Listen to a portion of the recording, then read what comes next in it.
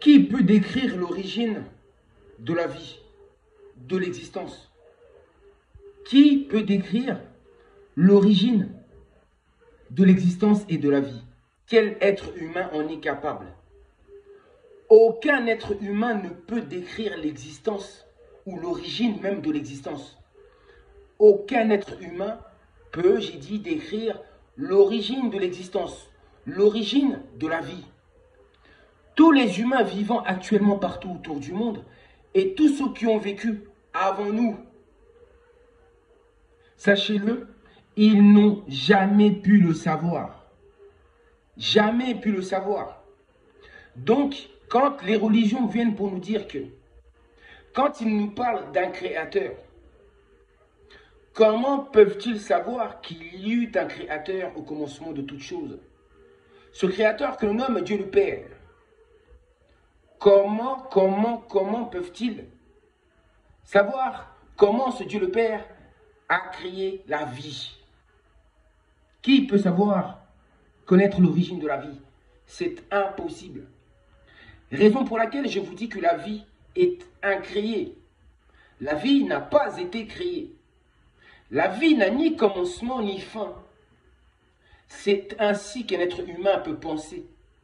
Et étant donné qu'il n'était pas là, au commencement de cette vie, il ne peut qu'en déduire que la vie n'a ni commencement ni fin. Car quand notre vie s'arrête, la vie, elle continue pour les autres. La vie continue tout le temps. Donc, aucun être humain n'est capable de vous dire si la vie a commencé à un moment donné et que cette vie va se terminer à un moment donné. On ne peut pas le savoir. Un être humain ne peut pas savoir l'origine, par exemple, de la Lune ou du Soleil. Depuis quand ils sont là? Est-ce qu'ils seront toujours là? Est-ce qu'ils auront une fin ou pas? On ne peut pas le savoir parce que notre durée de vie n'est pas assez longue. On ne vit pas assez longtemps pour savoir. Les arbres non plus ne vivent pas assez longtemps. Ils vivent plus longtemps que nous, mais ne vivent pas assez longtemps pour savoir. Si. Et les animaux ne pourront pas savoir, leur durée de vie est trop réduite. Il ne reste que les pierres, les gros rochers. Eux, ils ont une durée de vie beaucoup plus longue. Et on ne peut même pas savoir quand est-ce que ces premières pierres ou ces pierres ont été là. Depuis quand elles sont là. Et depuis combien de temps ces pierres resteront encore là. En réalité, c'est la vie qui fixe la durée de vie. La durée de chaque créature. De chaque individu. C'est la vie qui fixe la durée de temps. Et non pas une entité extérieure à la vie. C'est la vie elle-même. La vie elle-même qui donne, qui établit la durée de vie